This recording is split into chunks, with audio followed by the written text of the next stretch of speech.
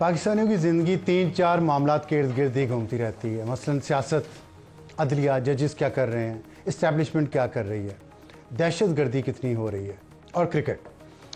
آج ہم ان تمام ایشوز پر بات کریں گے، لیکن سب سے پہلے ہم آپ کو یہ بتانا چاہتے ہیں کہ سیاست میں آج کیا ہوا۔ آج leader of the opposition Omar Ayub Khan صاحب اسلام آباد میں رہتے ہیں، ان کے گھر پر چھاپا پڑا اور سرگودا اور میاں والی کی پولیس انہیں گرفتار کرنے پہنچی، لیکن وہ گھر پر موجود نہیں تھے۔ اس چھاپے کے بعد عمر ایوب صاحب نے کیا فرمایا، آپ بھی سنیے۔ سرگودا کے انسداد دہشت گردی عدالت نے ایک روٹین میں میرے اریسٹ وارنٹس ایشو کیے تھے، اور جو کہ جج صاحب ہمیشہ ختم بھی کر دیتے ہوتے ہیں جب حاضری ہوتی ہے، تو اس پہ میاں والی پولیس کی ٹیم اور اسلام آباد پولیس ٹیم نے ابھی تھوڑی دیر پہلے میرے اسلام آباد کے رہائش گاہ پہ گھر پہ ریڈ کیا اریسٹ کرنے کے لیے۔ ہماری جان بھی حاضر ہے اور ہم لوگ ڈٹے رہیں گے، اور ہمارا یہ مشن جب تک وزیر اعظم عمران خان صاحب وزارت عظمیٰ کی کرسی پہ نہیں بیٹھے ہوتے، ہمارا یہ مشن چلتا رہے گا۔ تو بظاہر سیاستدانوں کا مقصد یہی ہے، کسی کو وزیر اعظم کی کرسی پہ بٹھانا، کسی کو وزارت عظمیٰ کی کرسی سے اتارنا۔ یہ جو کرسی کا کھیل ہے، کرسی کا چکر ہے، اس میں عدالتوں کا بھی ایک رول ہے، اور اس رول پر آج کل جو بہت زیادہ خبر گرم ہے وہ جسٹس شاہد جمیل صاحب کی ہے، جو لاہور ہائی کورٹ کے ریٹائرڈ جسٹس ہیں، اور انہوں نے ایک انٹرویو دیا ہے۔ اعزاز سید ہمارے بڑے اچھے دوست ہیں اور سینئر صحافی ہیں۔ جسٹس صاحب فرما رہے ہیں کہ جج اور جنرل روب اترنے کے بعد آرٹیکل 209 جو آئین کا آرٹیکل 209 ہے اور تحفظ فراہم کرتا ہے آرمڈ فورسز کو اور جوڈیشری کو کہ ان پر کسی قسم کی کوئی تنقید نہیں ہو سکتی، کیس نہیں ہو سکتا، پروٹیکشن ہے ان کو، تو کیا روبز اترنے کے بعد ان کو سویلین لاء کے تحت ان کے خلاف کارروائی ہونی چاہیے کہ نہیں ہونی چاہیے؟ اس انٹرویو میں انہوں نے اور بہت زیادہ انکشافات کیے ہیں کہ عدلیہ اور ججز کس طرح استعمال ہوتے ہیں سیاست کو اپنے انگوٹھے کے نیچے رکھنے کے لیے۔ دہشت گردی کا کیا حال ہے ہم پروگرام کے اگلے حصے میں بات کریں گے، اور کرکٹ کا کیا حال ہے اس پہ بھی۔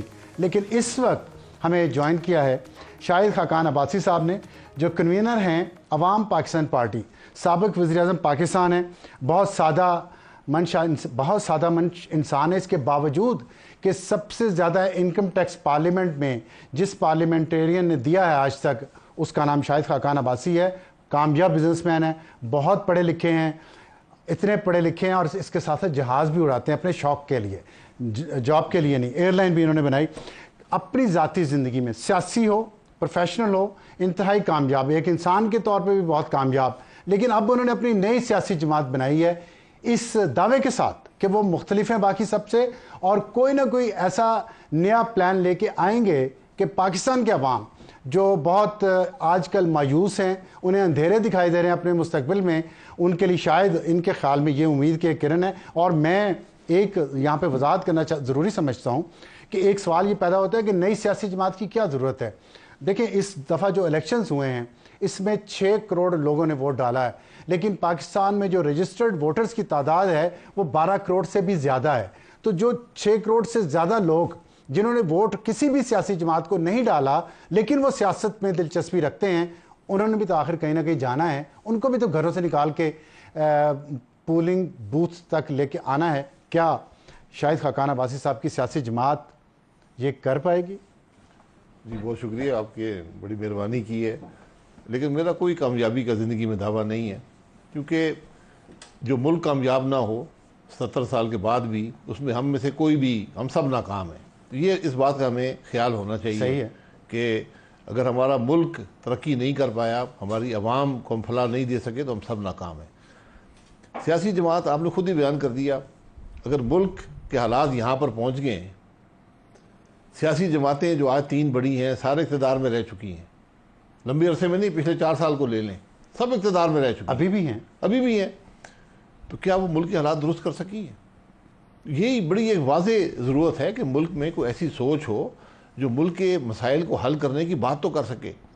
مجھے سب سے بڑی جو دکھ ہے، یہ پریشانی جو بھی آپ سمجھیں، کہ مسائل کی بات بھی کوئی نہیں کرتا۔ آپ کے خیال میں 3 بڑے مسائل کیا ہیں پاکستان کے جو آپ کی سیاسی جماعت جس پہ توجہ دینا چاہے گی؟ دیکھیں 3 بڑے ہوں، 30 بڑے ہوں، 3000 بڑے ہوں، مسائل ہی مسائل ہیں، لیکن آپ کو سیاسی استحکام چاہیے۔ سب سے پہلے پاکستان کو سیاسی استحکام چاہیے، اسی سے معاشی استحکام آئے گا، اسی سے عوام کو فلاح ملے گی، یہ بنیاد ہے۔ آپ کو سیاسی استحکام کہاں آئے گا؟ جب ہم آئین کے مطابق ملک کو چلائیں گے. یہ بڑی بنیادی سی باتیں ہوتی ہیں. سیاسی جماعت کا ایک مقصد ہوتا ہے کہ وہ اقتدار میں آئے اور آ کے اپنی پالیسیز جو ہیں، اپنا جو منشور ہے اس کو امپلیمنٹ کرے. اقتدار میں آنے کے لیے پاکستان میں آپ 3 جماعتوں کی جن کی اگزامپل دے رہے ہیں، اور اس کے علاوہ بھی جتنی سیاسی جماعتیں ہیں ماضی میں، آپ بھی ان کا حصہ رہے، آپ بھی مسلم لیگ نون کا حصہ رہے ہیں، بغیر اسٹیبلشمنٹ کی مدد کے، بغیر عدلیہ کے ایک سیگمنٹ کی مدد کے، بغیر میڈیا کی مدد کے، بغیر پیسے کے کچھ بھی نہیں کر سکتے. آپ کیا کریں گے؟ کہاں ہے سب کچھ؟ دیکھیں، کامیابی اگر اقتدار کا نام ہے تو یقیناً پاکستان میں جماعتیں کامیاب ہوئی ہیں، لیکن پاکستان تو کامیاب نہیں ہوا نا، پاکستان تو ناکام ہو گیا. تو یہ ناکامی ہے. تو آپ کی میں اس کو کامیابی نہیں سمجھتا. اقتدار میں نہیں آنا چاہتے؟ اقتدار میں ہر قیمت پر نہیں، اپنا ضمیر بیچ کر نہیں، آئین بیچ کر نہیں.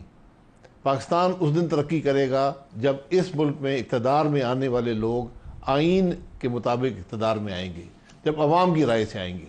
ہو سکتا ہے یہ بڑی میں یوٹوپین بات کر رہا ہوں، یہ بڑی حقیقت سے دور بات ہو، لیکن دنیا کا سفر یہی بتاتا ہے. اچھا، لیکن دیکھیں، ایک عوام میں اور جو سیاسی لیڈر ہیں ان کے درمیان ایک ٹرسٹ ڈیفیسٹ ہے. یقین نہیں کر پاتے لوگ عوام لیڈروں پہ. مختلف لیڈرز کو آزما لیا انہوں نے، سب نے آخر میں وہی انداز سیاست ہے. آپ کی سیاسی جماعت میں جتنے لوگ ہیں وہ زیادہ تر مسلم لیگ نون سے ہیں، پی ٹی آئی سے ہیں، پیپلز پارٹی سے کوئی نہیں ہے. اور یہ وہ لوگ ہیں جو شاید ناراض ہیں اندر سے اپنی جماعت سے اور آئے ہیں. تو یہ ناراضگی کی بنیاد پہ آپ لوگوں کے ساتھ ٹرسٹ ڈیفیسٹ دور کر پائیں گے؟ بات ناراضگی کی نہیں ہے. سیاست، ہمارے ساتھ جو لوگ ہیں کچھ سیاست سے ان کا تعلق رہا ہے ماضی میں. اکثر جو لوگ ہیں ان کا سیاست سے تعلق نہیں ہے. وہ ایک ڈیپتھ ہے پارٹی کی، وہ ایشوز کو جانتے ہیں، اپنے شعبے میں ان کی ایک حیثیت ہے، صرف پاکستان میں نہیں دنیا میں. تو آپ نے آج ملک کے مسائل کو حل کرنا ہے نا. اگر آپ صرف یہ کہیں جی کہ میں بس ہر قیمت اقتدار میں آ جاؤں، مجھے اقتدار دے دیکھے میں کیا کرتا ہوں، یہ فلسفی بھی ختم ہو گئی ہے. تو پاکستان کے عوام پہ اعتماد کریں، ان کی رائے کا احترام کریں، پھر ملک آگے چلے گا. ہم نے جماعت ابھی صرف شروع کی ہے، ہم جائیں گے اپنی دعوت دیں گے. آپ پہ پہلا حملہ تو آپ کی پرانی جماعت نے کیا ہے. انہوں نے کہا ہے کہ سرمایہ دار آگے ہیں نئے نعرے لے کے. آپ کو اور مفتاح اسماعیل کو انہوں نے یہ طنز کیا. میں ان کا مشکور ہوں کہ یہ سوچ اگر ان کی ہے کہ یہی سوچ عوام کے سامنے رکھی ہے. میں دیکھیں، وہ نوکری کرنی ہوتی ہے نا روزید نے، تو انہوں نے بڑھ چڑھ کے باتیں کرنی ہوتی ہیں. مجھ پہ میں 35 سال پی ایم ایل این میں رہا ہوں. مجھ پہ ایک شخص کو پی ایم ایل این میں ہر قسم کی تنقید کرنے کا حق ہے. اس کا نام ہے جو صدر ہیں مسلم لیگ نون کے، محمد نواز شریف صاحب. جو وہ کہہ دیں میرے بارے میں مجھے من و عن قبول ہے. اچھا، آپ نے ایک آپ نے بات کی تھی نواز شریف صاحب کے بارے میں، وہ سنوا دیں آپ کو ذرا. ندیم علی کے ساتھ انٹرویو میں ذرا سنائیے گا. میرے لیڈر 35 سال سے نواز شریف صاحب. مریم نواز بھی نہیں ہے. نہیں، مریم نواز بھی نہیں. ایک لیڈرشپ کا معیار ہے، میرا خیال ہے اس پر میاں صاحب اترتے ہیں. اس پہ میاں صاحب، جب تک میاں صاحب جماعت میں ہے وہی لیڈر ہیں. اب اگر وہ اپنی صاحبزادی کو وہ سونپتے ہیں اقتدار والی وہ جو چھڑی ہے، پھر آپ کے لیے تو جگہ نہیں ہے پھر پارٹی. جی، پھر جو لوگ نواز شریف صاحب کے ساتھی ہیں ہمیں گریسفلی پھر اس معاملے سے علیحدہ ہو جانا. جی، آپ نے اس میں کہا کہ نواز شریف میرے لیڈر ہیں، وہی ہیں، اگر وہ مریم نواز کو سونپتے ہیں تو ہم ان کے ساتھ نہیں چل پائیں گے. تو صدر تو اس وقت مسلم لیگ کے نواز شریف ہی ہیں. نہیں، میرا خیال آپ نے ڈفرینٹ کانٹیکس میں بات کی ہے. میں نے یہ کہا تھا اور ہمیشہ یہ کہتا آیا ہوں کہ میرے لیڈر نواز شریف صاحب ہی نہیں ہیں. جی، ہم نے 35 سال میں جو کچھ کیا ہے مسلم لیگ نون نے، میاں صاحب نے، ہم سب اس کا حصہ ہیں. ٹھیک ہے. میں آج نہیں کہہ سکتا کہ میں اس میں شامل. میں بہت سے فیصلوں سے میرا اختلاف ہوتا تھا، لیکن جب جماعت ایک فیصلہ کر دیتی ہے پھر وہ آپ کا فیصلہ بن جاتا ہے. میں نے کبھی بھی جماعت کو عہدہ مانگا ہے نہ. میں نے مریم نواز کا آپ نے نام لیا نا، انہوں نے پوچھا ہوگا نا، ہاں پوچھا انہوں نے. تو اگر وہ نہ ہوتی مریم نواز، آج خیر ابھی بھی صدر تو نواز شریف ہی ہے نا، تو اگر اس وقت مریم نواز کو سینئر وائس پریزیڈنٹ نہ بنایا جاتا تو آج بھی آپ مسلم لیگ نون میں ہوتے؟ نہیں، میرے فیصلے کو اس سے کوئی تعلق نہیں ہے. پہلے سے ذہن بن رہا تھا آپ کا؟ پہلے سے نہیں. میرا ذہن بنا تھا جب مسلم لیگ نون نے اپنی سیاست چھوڑ دی، ووٹ کو عزت دو کی سیاست چھوڑ دی. تو میں نے ووٹ کو عزت دو کے نعرے کے ساتھ تھے. جی، میں پہلے دن سے تھا اور آج بھی ہوں. تو آج آپ کی جماعت کا یہ نعرہ ہوگا ووٹ کو عزت دو؟ جی بالکل. تو آپ یہ پاکستان کی ہر جماعت کا نعرہ ہے. ٹھیک ہے، تو پھر اسٹیبلشمنٹ کی مدد نہیں لیں گے آپ تو کامیاب کیسے سر؟ اسٹیبلشمنٹ، میں یہ کہہ رہا ہوں کہ اسٹیبلشمنٹ کی مدد سے کامیابی حاصل کی ہے یہاں تو ہمارے ملک میں بدقسمتی سے. پھر دیکھیں، بدقسمتی سمجھے جو بھی سمجھیں، ملک بدقسمتی ملک کی ہوئی نا. تو ہمیں اس معاملے سے نکلنا ہوگا. ہم یہی بات کر رہے ہیں کہ آج کوئی خرابی کی بات کرنے والا تو ہو. جو آپ نے بات کی ہے, میں نے زندگی میں کبھی جماعت کا عہدہ نہیں تھا. مجھے عہدہ سونپا گیا 2019 میں کہ جماعت کو آرگنائز کریں, جماعت تتر بتر ہے. تو میں نے اپنی کوشش کی, اور میں نے اس وقت میاں صاحب کو اور میاں مریم نواز صاحبہ دونوں کو بتایا تھا کہ ایک جنریشنل چینج آپ کی جماعت میں آئے گا. ہماری نظر آتا ہے نا کہ ایک جماعت ہے, اس میں ایک خاندان ہے, وہ آپس میں اقتدار ان کے پاس رہے گا. یہ ہر شخص کی خواہش ہوتی ہے میرا بیٹا بیٹی سیاست میں رہے. تو میں نے کہا تھا پھر اس وقت میں ان عہدوں پہ نہیں رہ سکوں گا. میں پھر بھی مسلم لیگ نون کے کیونکہ میں سمجھتا تھا کہ بہتر جماعت, بہتر سوچ یہی ہے. تو مسلم لیگ نون کے ٹکٹ پہ میں الیکشن ضرور لڑتا, لیکن میں کسی حکومت یا اس میں شامل نہ ہوتا.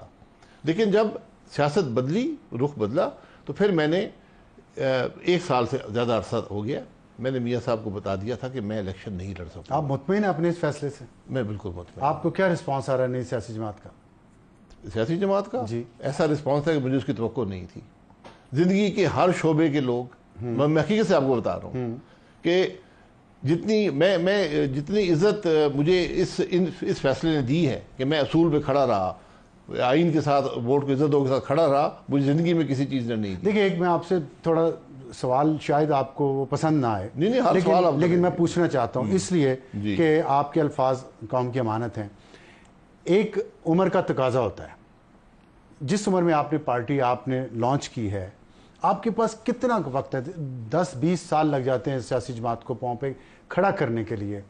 تو آپ کے اندر کیا فائر ان دا بیلی جس کو کہتے ہیں, آپ کے اندر وہ جذبہ, وہ جوش ہے جو 18 سے 30 سال کے نوجوان جو 60% ہیں اس ملک کے ووٹرز, وہ آپ کی طرف متوجہ ہو جائیں اور آپ کے ساتھ چل پڑیں بغیر کسی کرزمہ کے؟ دیکھیں, ہماری جماعت کی کامیابی یہ ہے کہ ہم وراثت کی سیاست نہیں کر رہے. ہم نے تو آئین میں لکھ دیا ہے کہ کوئی شخص بھی کسی عہدے پر 2 ٹرم سے زیادہ جو 6 سال بنتے ہیں نہیں رہے گا. پارٹی کے بھی اور حکومت کے بھی؟ جی, یہ سیاست میری ذاتی, حکومت کے بھی اور پارٹی کے بھی. جی, پارٹی کے عہدے پر نہیں رہے گا. پارٹی کے عہدے پر نہیں رہے گا. حکومت کے عہدے تو جو بھی آپ رہتے ہیں MNA بنتے ہیں. تو ہم کوئی وراثت کی سیاست نہیں کر رہے. یہ سوچ کی سیاست ہے, میری ذاتی جماعت نہیں ہے, ایک سوچ ہے. ہم سوچ عوام کے سامنے رکھی ہے, اس سوچ کو آگے بڑھانے کی ضرورت ہے. فائر آن دا بیلی کی آپ بات کرتے ہیں, میں نے زندگی میں ہر کام فائر آن دا بیلی کے ساتھ کیا ہے. لیکن اب کچھ عرصے سے نہیں لگ رہا کہ آپ کے اندر فائر ان دا بیلی ہے. جماعت بنانا میں بہت فائر آن دا بیلی چاہیے, جماعت ویسے نہیں بنتی. تو آپ کچھ بتائیں گے کہ آپ کون سے اس وقت حکومت کی جو پالیسیز ہیں, کون سی پالیسی ایسی ہے جو غلط ہے, کون سی صحیح ہے؟ آپ نہیں, یہ تو نہیں, آپ مجھے ایک صحیح بتا دیں, میں اس کو پھر تنقید کر دوں گا. انہوں نے عدم استحکام بڑی خوبصورتی سے پیدا کیا اس ملک میں. ووٹ کو عزت دے کا نعرہ چھوڑ دیا, ووٹ کو عزت دے کا نعرہ چھوڑ دیا, ریالٹی میں آ گئے.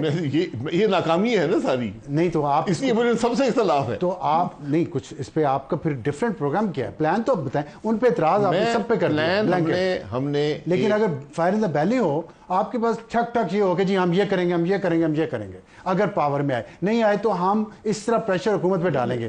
دونوں میں سے کیا کریں گے؟ میرا سیاست میں تجربہ ہے, یہ مینیفیسٹو میں نے ہی لکھے ہوئے ہیں اکثر. میں یہ مینیفیسٹو بنا سکتا ہوں, میں سب ایشوز جانتا ہوں, لیکن ان میں حقیقت نہیں ہوتی. جو جماعتیں یہ کہیں کہ ہم 300 یونٹ بجلی مفت کر دیں گے, ہم 200, دوسری کہتی میں کہتی ہے 200, دوسری کہتے ہیں میں 300 کر دوں گا, وہی ان کی ناکامی ہے.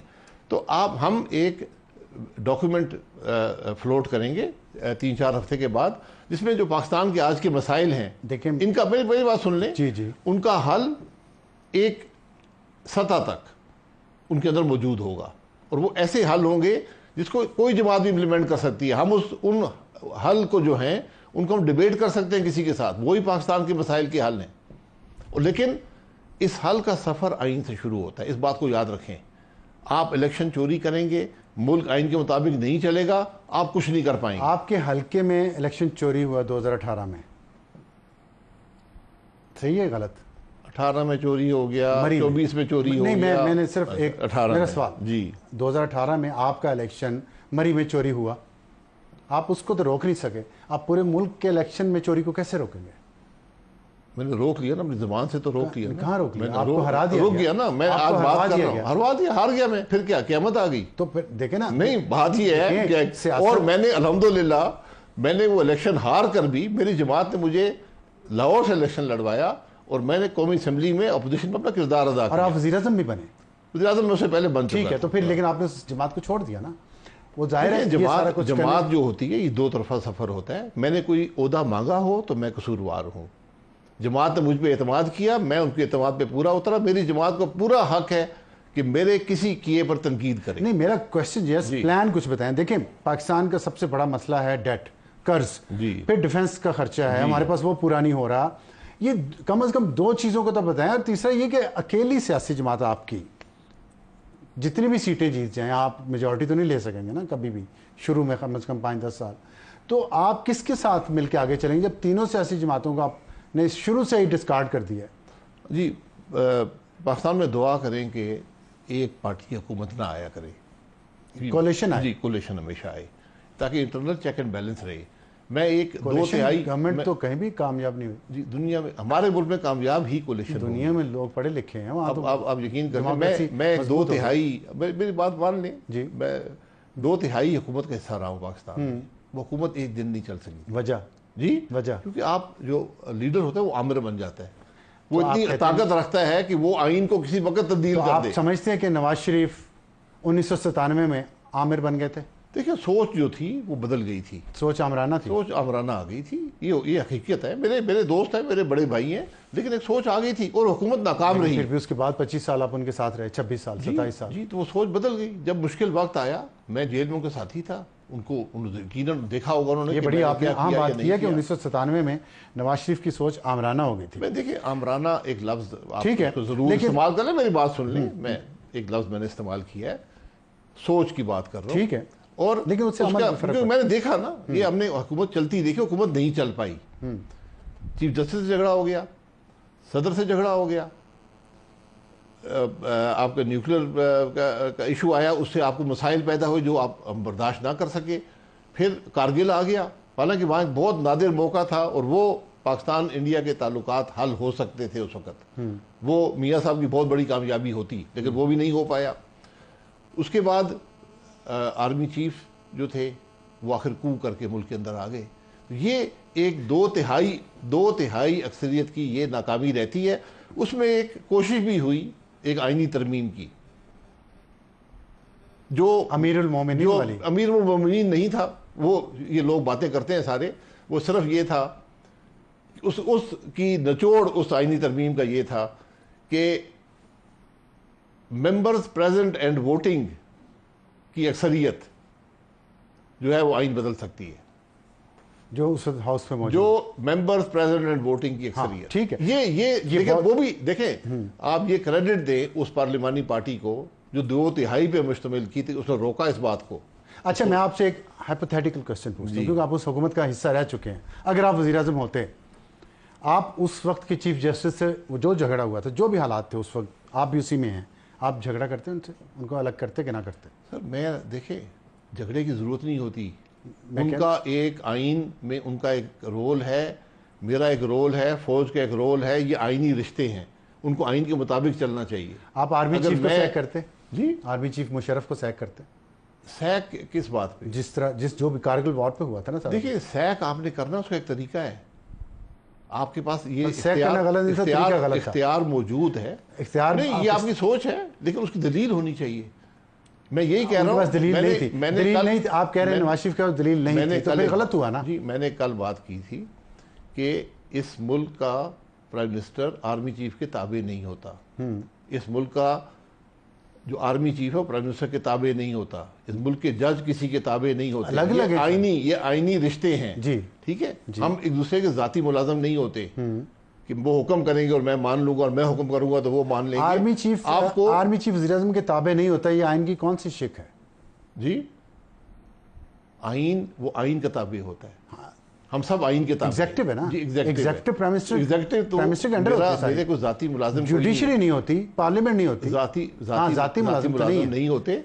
आप बिल्कुल निकालने का हक रखते हैं, उसका एक तरीका कार है। नहीं, आप कहते हैं आपको बताना पड़ता है कि क्यों निकाल रहे हैं। तो वो बताया उन्होंने जी, कारगिल वॉर की वजह से, और जो वो कू करने की कोशिश कर रहे थे, अगर आप होते करते ना करते। मेरा मैं नहीं पूछा। ख्याल निकाला ना उस वक्त, निकाला तो नहीं था। हाँ ठीक है। अच्छा, तो ये हाँ देखिए, अच्छा, चलें हम। ये सबक है हम सब के लिए کہ آرمی چیف کو آپ نے اگر ریموو کرنا ہے آپ کو دلیل ہونی چاہیے, ٹھیک ہے, سامنے بٹھا کر بات کریں, عوام کے سامنے بات رکھیں. ایک سوال آپ سے آخری یہ پوچھنا چاہ رہا ہوں کیونکہ وقت ختم ہو رہا ہے. حسین حقانی صاحب پاکستان کے ایمبیسڈر امریکہ میں رہے ہیں اور یہاں پہ کافی آپ کے بھی ساتھ کام بھی کر چکے ہیں حکومتوں میں. انہوں نے ایک ٹویٹ کیا ہے, اس ٹویٹ میں انہوں نے کہا ہے کہ آپ کی جماعت ویسی جماعت ہے جیسے فاروق لغارق کی وہ بنائی گئی تھی ملت پارٹی, اور وہ پھر ملت پارٹی کو کاف لیگ میں ضم کر دیا گیا تھا, اور آپ کی پارٹی بھی شاید اس کے ساتھ بھی ایسا ہی ہوگا. ان کا یہ تجزیہ ٹھیک ہے؟ بہت سے لوگ تجزیے کرتے ہیں, تجزیے وہ کریں جو ملک کے اندر رہتے ہیں, ملک کے مسائل جانتے ہیں, ملک کے مسائل کے حل کے لیے بات کرتے ہیں.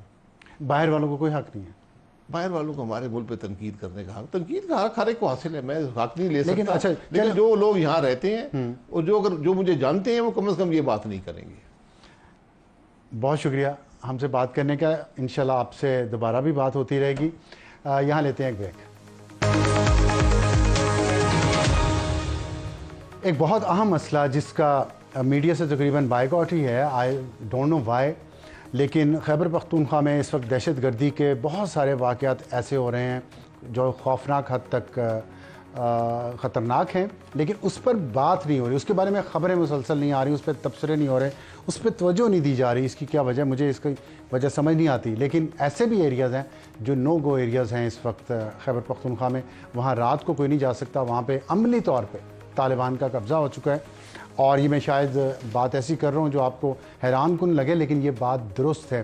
اور اس میں ایک اہم بات جو ہے وہ یہ ہے کہ امن و امان کی صورتحال میں سب سے پہلی ذمہ داری صوبائی حکومت کی ہے, لیکن خیبر پختونخوا کی حکومت اور خاص طور پہ خیبر پختونخوا کے جو وزیر اعلیٰ ہیں علی امین گنڈا پور صاحب, ان کی توجہ اس کام پہ بالکل نہیں ہے. حالانکہ سب سے زیادہ جو ضلع خیبر پختونخوا میں متاثر ہوا ہے وہ انہی کا ضلع ڈیرہ اسماعیل خان ہے, اور وہاں سے اتفاقاً جو گورنر خیبر پختونخوا ہیں فیصل کریم کنڈی صاحب, ان کا تعلق بھی اسی ضلع سے ہے. اور ایک اور اتفاق یہ ہے کہ خیبر پختونخوا کے جو آئی جی پولیس ہیں ان کا تعلق بھی ڈیرہ اسماعیل خان سے ہے. لیکن ڈیرہ اسماعیل خان میں اتنا خوف ہے اس وقت کہ رات کو ہم نے اپنے وہاں سینئر ہمارے کورسپونڈنٹ ہیں ان کو بھیجا, احمد نواز خان صاحب کو, کہ وہ کچھ وہاں سے فوٹیج بنا کے ہمیں اس وقت اندھیرے میں بھجوا دیں, تو وہ جا نہیں سکے. اتنی مشکل ہے وہاں پہ اور اتنے خطرناک حالات ہیں. لیکن اس پہ نہ ہی سیاسی حکومت کوئی بات کر رہی ہے, نہ ہی غیر سیاسی قوتیں کوئی بات کر رہی ہیں, اور نہ ہی اس پہ مجھے لگتا ہے کہ عوام میں کوئی تشویش ہے. کیوں؟ اس لیے کہ ذہن سازی ایسی کر دی گئی ہے پچھلے کئی سالوں میں, اور اس کے ساتھ اور اس ذہن سازی میں یہ بتایا گیا ہے کہ یہ جنگ ہماری نہیں ہے, جو واقعی کبھی نہیں تھی لیکن اب تو ہماری ہے. لیکن اس کے ساتھ ساتھ بہت سارے مالی معاملات بھی ہیں. سمگلنگ کا اس میں بہت اہم رول ہے, سمگلنگ کے پیسے کا بہت اہم رول ہے. اس پہ ہم بات کریں گے. ہمیں جوائن کیا ہے ہمارے بیورو چیف ہیں پشاور سے اور سینئر صحافی محمود جان بابر صاحب. بہت ان کا اس بارے میں وہاں پہ ان کو کافی ان کی نظر ہے خیبر پختونخوا کے معاملات پہ. میں آپ کو ان سے بات شروع کرنے سے پہلے تھوڑا پچھلے 6 ماہ کی, جب سے انتخابات فروری میں ہوئے ہیں لیکن 1 مہینہ پہلے کا ڈیٹا بھی جنوری سے, پچھلے 6 مہینے میں خیبر پختونخوا میں ہونے والے حملے, دہشت گرد حملے 273, تقریباً ہر مہینے 45 حملے ہو رہے ہیں ہر مہینے. شہداء کی تعداد, سویلین شہادتیں 110 لوگ شہید ہو گئے, پولیس کے جوان 118 پولیس کے جوان شہید ہو گئے, فوج کے 111 جوان شہید ہو گئے پچھلے 6 مہینوں میں. اور یہ ہر مہینے تقریباً 56 شہادتیں بنتی ہیں جس میں فوج, پولیس اور سویلین تمام لوگ شامل ہیں. یہ اتنا وہاں پہ حالت جنگ وہاں پہ چل رہی ہے, لیکن ہمارے ہاں اس پہ کوئی توجہ نہیں. 339 اموات ہو چکی ہیں اور فوج نے جو کارروائیاں کی ہیں وہ 433 ہیں پچھلے 6 مہینوں میں, جس میں دہشت گرد جو ہلاک ہوئے ہیں ان کی تعداد 259 ہے اور گرفتار دہشت گردوں کی تعداد 322 ہے. یہ اتنی خطرناک صورتحال ہے جس میں ہم جی رہے ہیں. اور جیسا کہ میں نے آپ کو بتایا کہ وہاں پہ صرف میں نہیں یہ کہہ رہا. محمود جان صاحب یہ بتائے گا کہ آپ ہمارے ناظرین کو بتائیں گے کہ صورتحال چل کیا رہی ہے, وہاں پہ حالات ہیں کیا؟ بہت شکریہ ابصار صاحب. صورتحال تو خیبر پختونخوا میں بدقسمتی سے یہاں کے لوگوں نے اب ان حالات کے ساتھ ویسے جینا سیکھ لیا ہے, اور کافی مشکل صورتحال ہے، لیکن اس سے پہلے بھی ایسی مشکل صورتحال آتے رہے ہیں۔ اور اب تو صورتحال یہ ہے کہ جب آپ بات کرتے ہیں خیبر پختونخوا کی، تو میں تھوڑا سا اپنے ناظرین کی اطلاع کے لیے بتا دوں کہ وہ جو دہشت گرد ہیں اس بار انہوں نے پاکٹس کو ٹارگٹ کیا ہوا ہے۔ آپ جاتے ہیں خیبر پختونخوا میں جو ہمارے صدرن ڈسٹرکٹس ہیں، بنو اور ڈی آئی خان کے ڈویژن کو انہوں نے ٹارگٹ کیا، ساتھ انہوں نے باجوڑ کو ٹارگٹ کیا ہے اور یہاں پہ وہ حملے کر رہے ہیں۔ اور اس کی بڑی وجہ یہ ہے، زیادہ حملے اس لیے نظر آ رہے ہیں کہ ماضی کے مقابلے میں جب آپ دیکھتے ہیں تو ماضی میں آپ کو ان کے پاس کوئی علاقہ ہوتا تھا، اس علاقے میں وہ موجود ہوتے تھے، ان کو بہت زیادہ موومنٹس کی ضرورت نہیں پڑتی تھی۔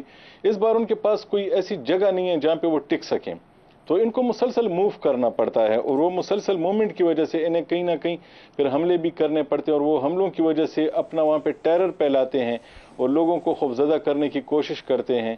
تو یہ جو ریجن ہے، تو اس وقت جو وجوہات آپ نے بتائیں، اس کی بہت ساری وجوہات ہیں۔ اب تو ٹیررزم اور انتہا پسندی سے بات آگے بہت بڑھ چکی ہے، اور اس وقت جو لوگوں کی صورتحال ہے، لوگ اس حوالے سے تو پریشان ہیں، لیکن لوگ اس سے زیادہ اپنی معاشی صورتحال کی وجہ سے اور جو اس وقت سیاسی تقسیم ہے پاکستان میں، اس کی وجہ سے لوگ زیادہ پریشان ہیں، تو لوگوں کی توجہ اس طرف زیادہ نہیں جا رہی، اور صرف انہی علاقوں میں اسے محسوس آپ کہنا یہی چاہتے ہیں کہ جو سیاسی تقسیم ہے، لوگوں کی توجہ اس طرف زیادہ ہے، اور جو اس وقت دہشت گردی ہو رہی ہے، وہاں جو امن و امان کی مخدوش صورتحال ہے، اس پہ لوگوں کی توجہ کم ہے، فکر بھی کم ہے۔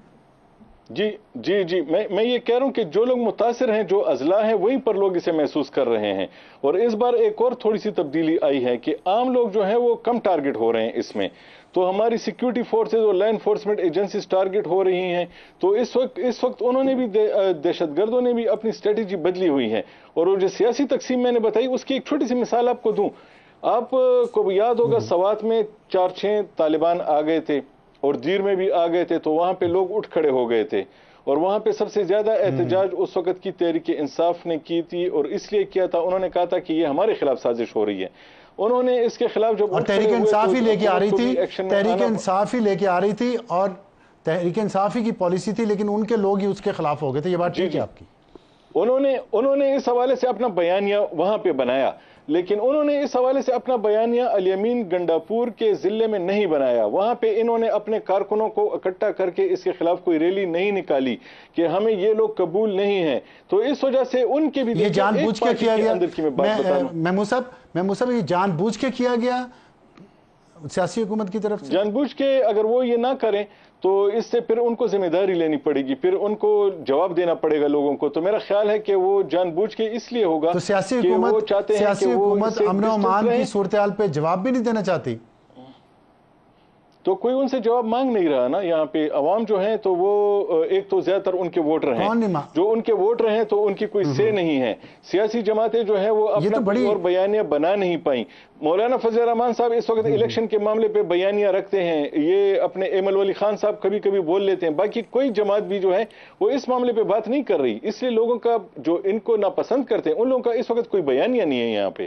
جی، تو آپ کا مطلب ہے کہ ایک سیاسی جماعت اور اس کے بنانے والوں کا جو 5th جنریشن وارفیئر کا بیانیہ تھا، اس نے لوگوں کے ذہنوں کو اتنا بند کر دیا ہے یا اتنا کیپچر کر لیا ہے کہ وہ اب اس کے مقابلے میں دوسرا بیانیہ کوئی آ ہی نہیں رہا، جو ہماری ناکامی کی اصل وجہ ہے۔ آپ یہ کہہ رہے ہیں؟ بالکل جی، بیانیہ اس وقت اس خیبر پختونخوا میں وہی چلتا ہے جو کہ تحریک انصاف چاہتی ہے، کیونکہ اس وقت جو بیانیہ پھیلانے کے جو ذرائع ہیں وہ اس کے پاس ہیں، باقی کسی کے پاس اس کے مقابلے میں کچھ بھی نہیں ہے۔ اس وجہ سے وہ جو بات کرتی ہے وہ یہ کہتی ہے کہ یہ جنگ ہماری نہیں ہے۔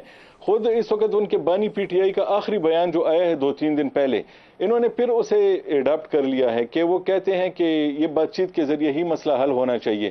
تو وہ جو بیان آتا ہے وہ سوشل میڈیا پہ عام لوگوں کے پاس جاتا ہے، لوگ کہتے ہیں کہ دیکھیں یہ صحیح بات کر رہا ہے، ہمیں ان سے بات کرنی چاہیے۔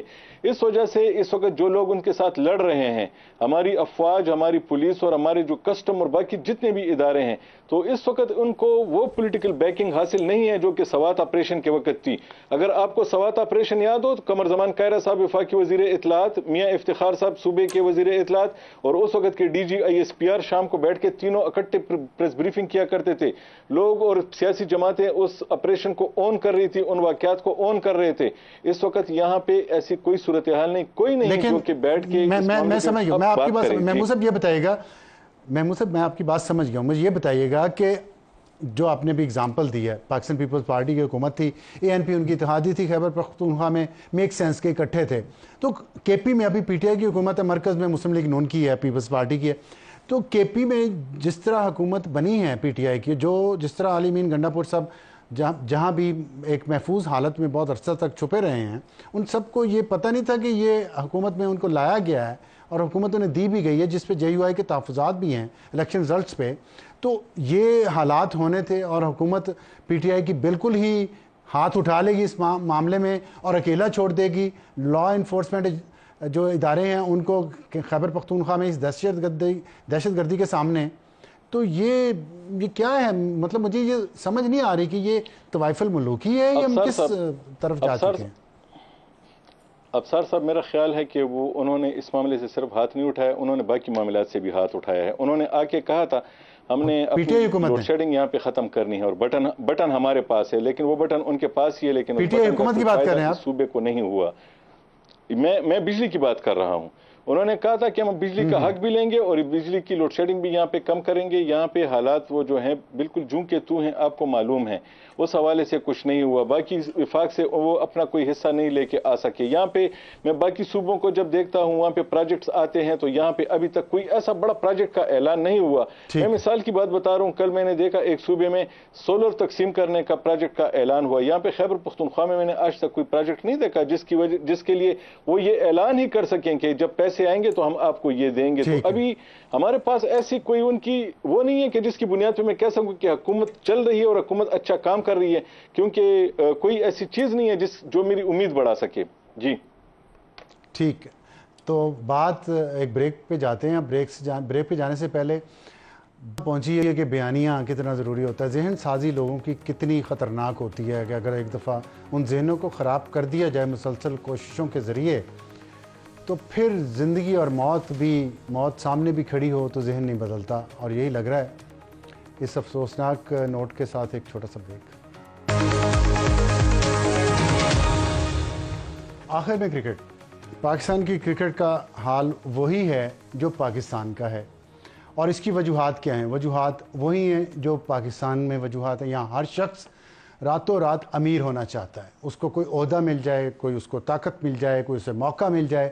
وہ ہر جائز ناجائز طریقے سے، ہمارے بہت سارے لوگ ایسے ہیں جو راتوں رات امیر ہونا چاہتے ہیں. سارے تو نہیں ظاہر ہے، لیکن بہت سارے ایسے لوگ ہیں جس سے معاشرے میں ایک ایسا ٹرینڈ بن گیا، ایسا کلچر ڈیولپ ہو گیا ہے کہ ہمارے کرکٹرز جو بہت ینگ ہوتے ہیں اور بعض کی عمریں تو صرف 18-19 سال ہوتی ہیں، ان کو جب انٹرنیشنل فیم ملتا ہے، گلیمر دیکھتے ہیں، تو وہ شاید پھر اپنے آپ پہ کنٹرول نہیں رکھ پاتے. جتنا پیسہ ان کے پاس اچانک آ جاتا ہے، وہ اس میں جو حال ہے ہماری کرکٹ کا، وہی پاکستان کا بھی وہی حال ہے، وہی کرکٹ کا حال ہے. اور میں آپ کو بڑی دلچسپ بات بتاؤں، دو اس کے حصے ہیں. ایک مینجمنٹ کرکٹ کی، کہ کرکٹ کی ہماری مینجمنٹ اسی طرح تبدیل ہوتی رہتی ہے جس طرح پاکستان کے وزرائے اعظم تبدیل ہوتے رہتے ہیں.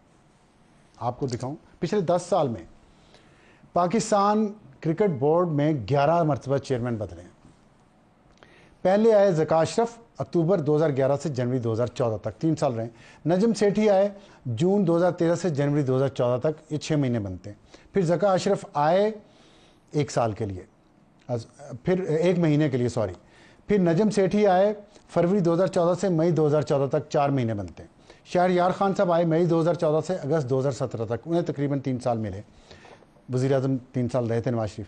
نجم سیٹھی آئے اگست 2017 میں اور اگست 2018 میں وہ چلے گئے، 1 سال رہے وہ. احسان مانی اگست 2018 میں آئے، اگست 2021 تک تقریباً 3 سال وہ رہے. رمیز راجہ ستمبر 2021 میں آئے، دسمبر 2022 میں وہ چلے گئے، 1 سال 2 مہینے. نجم سیٹھی پھر آئے دسمبر 2022 میں اور چلے گئے دسمبر 2023 میں، 6 مہینے بھی نہیں بنتے. ذکا اشرف جولائی 2023 میں آئے، جنوری 2024 میں چلے گئے، یہ بنتے ہیں 5 مہینے. محسن نقوی صاحب فروری 2024 میں آئے اور ابھی تک موجود ہیں. یہ 11 چیئرمین، ان میں سے نجم سیٹھی 4 دفعہ بنے ہیں، ذکا اشرف صاحب 2 دفعہ بنے ہیں. تو یہ ہماری صورتحال ہے. یہ سب سے بڑی وجہ ہے ہمارے پیچھے جو ہمارے مسائل ہوتے ہیں. لیکن اگر آپ انڈیا میں دیکھیں تو انہی 10 سالوں میں وہاں 3 یا 4 چیئرمین آئے ہیں ان کے انڈین کرکٹ بورڈ کے. دوسری طرف یہ حال ہے کہ ہمارے پاکستانی کرکٹرز کی جو تنخواہیں ہیں وہ بڑی مزیدار ہیں، اور اس کے باوجود بھی ہماری پرفارمنس کتنی بری ہے. بالکل وہی حال ہے جو پاکستان کی سول اینڈ ملٹری بیوروکریسی کا ہے, جوڈیشری کا ہے, جتنے بھی سرکاری ادارے ہیں. پرکس اینڈ پریولیجز بہت چاہیے, کام دھیلے کا نہیں. اب آپ دیکھ لیں ان کی تنخواہیں یا کیٹیگریز بنائی گئی ہیں. جو پاکستانی کرکٹرز ایک کیٹیگری میں ہیں, ایک کیٹیگری, اس میں بابر اعظم کی تنخواہ جو ہے وہ 45 لاکھ روپے مہینہ, شاہین شاہ آفریدی کی تنخواہ 45 لاکھ روپے مہینہ, محمد رضوان کی تنخواہ 45 لاکھ روپے مہینہ, حارث رؤف کی تنخواہ 30 لاکھ روپے مہینہ, اور اسی طرح شاداب خان, فخر زمان, نسیم شاہ, ان کی بھی 30 لاکھ روپے, عماد وسیم, عبداللہ شفیق 15 لاکھ روپے, اور افتخار احمد, سائم ایوب, حسن علی, شان مسعود وغیرہ وغیرہ 7.5 لاکھ روپے مہینہ. اس کے علاوہ میچ فیس بھی ہے, وہ بھی وصول کرتے ہیں, جو تقریباً 5 لاکھ روپے ٹیسٹ میچ کی ہے, 6.5 لاکھ روپے ون ڈے کی ہے, اور 4 لاکھ روپے T20 کی ہے. اس کے علاوہ پی سی بی کی جو سالانہ آمدن ہے اس میں سے بھی 3% ان کھلاڑیوں کو جاتا ہے. لیکن بھارت میں جو A+ ہیں, وراٹ کوہلی, روہت شرما, جسپریت بمراہ, ان کی تنخواہ جو ہے 58,33,000 انڈین روپے. گریڈ A کے جو کھلاڑی ہیں, ہاردک پانڈیا, آر ایشون اور محمد سراج, 41,66,000 روپے, اور گریڈ B میں سوریا کمار یادو, اکشر پٹیل, 25 لاکھ روپے انڈین.